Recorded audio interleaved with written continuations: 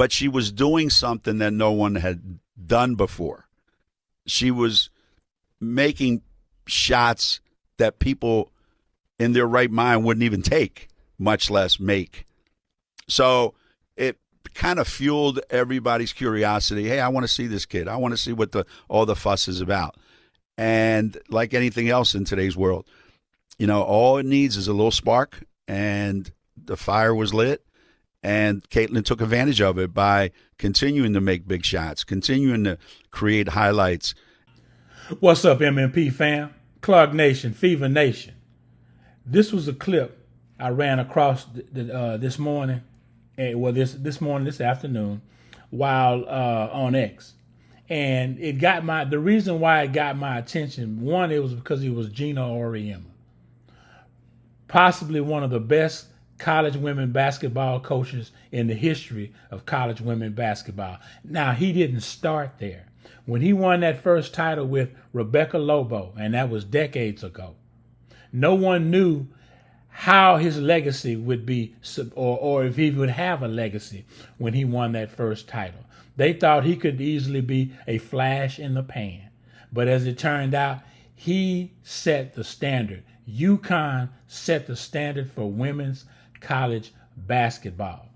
I want to say, and they had numerous other star players to come through there, and they still have players coming through there. I don't know what nickname you want to give it, but Gino recruits well. Shout out to Gino Auriemma. Okay, shout out to Gino Auriemma. But one thing I want to point out about Coach Auriemma is the way he sticks up for his players. You can call it myopic, you can call it short-sighted, but it's about his players. This is who he is as a person. See, if it's who you are as a person, I have no beef with you. I rarely, if I even indulge, I rarely try to change the person. If that's who you are, hey, be who you are. That's who he is. He has always stuck up for his players. And Paige is no different than Rebecca. He has been consistent throughout all these times. Gino, Coach Auriemma, if you don't win another title, if you don't go to another Final Four in the rest of your career, and I know that that's probably not going to happen, but what I want to point out is your legacy is cemented. What you have contributed to women's college basketball is going to be hard to repeat. And whoever comes and tries and breaks and does more than what you have done is going to be, we don't even know if this person exists yet. But you have set the bar so high that you're going to be remembered long, long after you're gone. I'm sure they're going to probably build a stadium at UConn in your name, and a lot of and streets I forgot it, Stores. I think it's Stores, Connecticut. They're gonna honor you, Coach, and it's deserved. It's deserved. But back to how he sticks up for players, in contrast to how Stephanie White sticks up for her players. Stephanie White sticks up for certain players. Coach Auriemma sticks up for his players. Now, I hate to mention it, but we're talking about two different genders here. Okay, a man, woman. All right. This is how men think. This is how women think. One thinks linearly, the other one thinks emotionally. And you know what you end up with when you deal with emotion. That's why when I hear emotional intelligence, that's oxymoronic. Do you know what you're talking about? That doesn't even make sense. And when you see most women outside of their character making these crass arguments like the ones I played on recent videos where you have this young lady talking about Raven Johnson should start over Caitlin Clark just to send Caitlin a message that she's not the birthday. What point would you be making by doing that? And now that idea looks so asinine, so bizarre, that how did you even come up with that on a podcast? But that's neither here nor there. Back to the video. We're going to listen to more of Coach Auriemma, a college women's basketball legend. And he's, again, in his character and in his nature, defending another player. which he has always done throughout his entire career. Let's continue and take a listen. What is it about Caitlin that has made her such a commercial success today? Again, timing in life is everything, right? Being there being present and being good enough at the perfect time. That's usually the recipe for success. You know, Caitlin and Paige were both freshmen the same year. They both came out of high school the same year. And that freshman year was the bubble year. Okay. And Paige won every single award there is to win. First freshman ever in history to win every award. And if you would have said, hey, who's the face of women's basketball? You would say, oh, Paige Beckers. Did you hear that, Sheryl Swoopes? Caitlin Clark and Paige Beckers came out of high school in the COVID year in 2020. The reason why I'm bringing this up, Sheryl Swoopes, is because you on Gil's Arenas podcast, you were a guest. You sat up and said that Caitlin Clark had played 5 or 6 years in college to break your record. You falsely accused Caitlin Clark of taking an extra year to break your record. That's how she broke your record, because no way she did it in 4 years. But you failed to mention when Paige Beckers was coming out of school in 2025 that she was a fifth-year senior. Now, we all know she had an injury, and in the way college works, you can get a medical redshirt year, which I'm sure she would have taken advantage of, and which most players do if they don't bounce back the way they should have.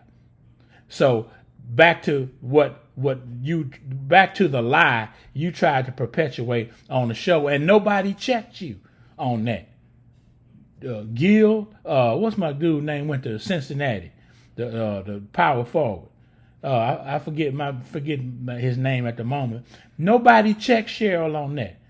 Y'all check Sheryl on her foolishness, man. Don't let her sit up there and talk all that foolishness without being checked. And she talking about a good person too. CC ain't never done nothing to Sheryl. All CC did to Sheryl was break her all-time record, and she hates that because Sheryl didn't want to see that record broken in her lifetime, which is kind of myopic and selfish because records were meant to be, but Sheryl must have forgot about that. But I want to point out was something Gino said.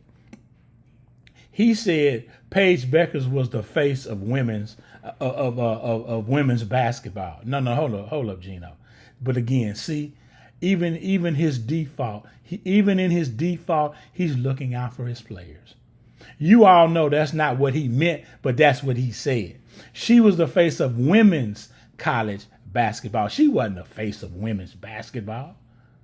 But that's how far he wants to go out his way to defend his players. And I admire that, no matter how myopic it sounds. Okay? I admire that because that's who Coach Auriemma is, and that's why he's able to get the players that he sets out to recruit. Because he looks out for his players. And that's one thing, a player, if you're going to go to UConn, he's going to look out for you long after you're done playing college basketball, like he's done with every other player that has been under his tutelage. Stephanie White, nowhere near this as a coach. Stephanie White is alleged to divide locker rooms, tell one player one thing and tell the other player something, and then tell them publicly something totally different. Mixed messages is what Coach White is alleged to do and have done in her entire career, going all the way back to Vanderbilt. Coach White, you have a lot of learning to do. You can learn from a Gino Auriemma, not just a Don Staley, but you can learn from a Gino Auriemma. Take notes. No one mentioned Caitlin Clark as a freshman. And through circumstances, Paige didn't play. She missed the whole year. Caitlin decides to start making shots from the logo. And the place erupts.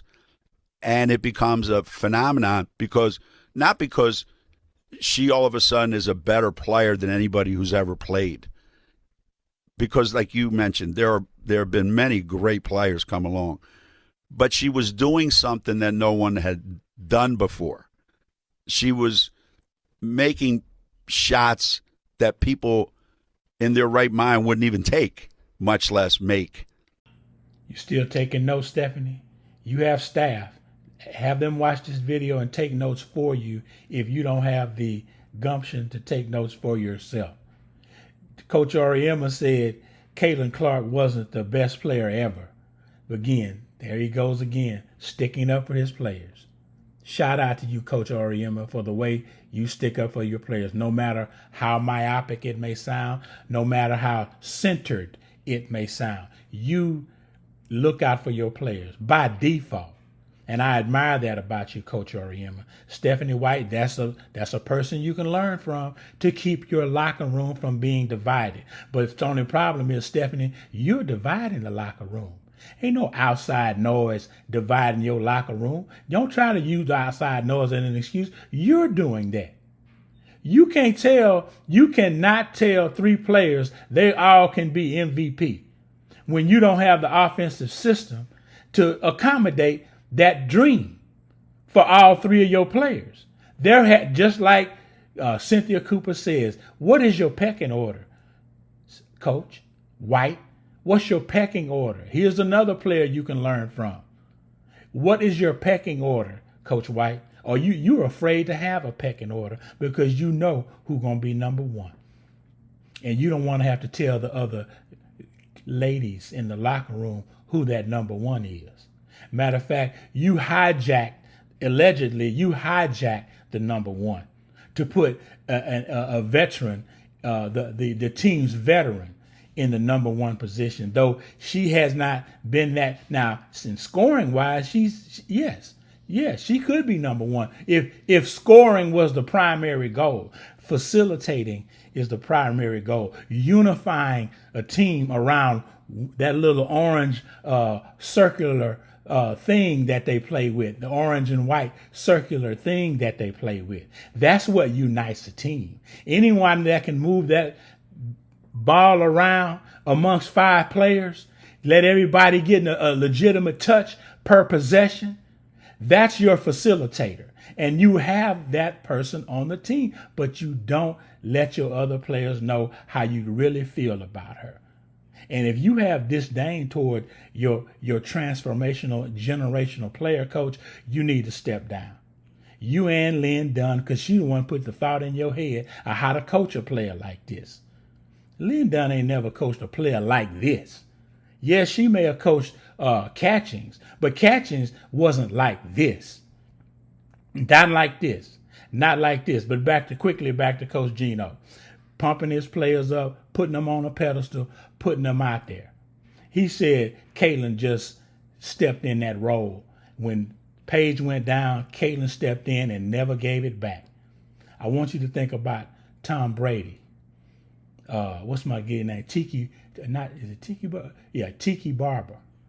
These are players that took advantage of injuries that happened to players and made star careers for themselves in their profession.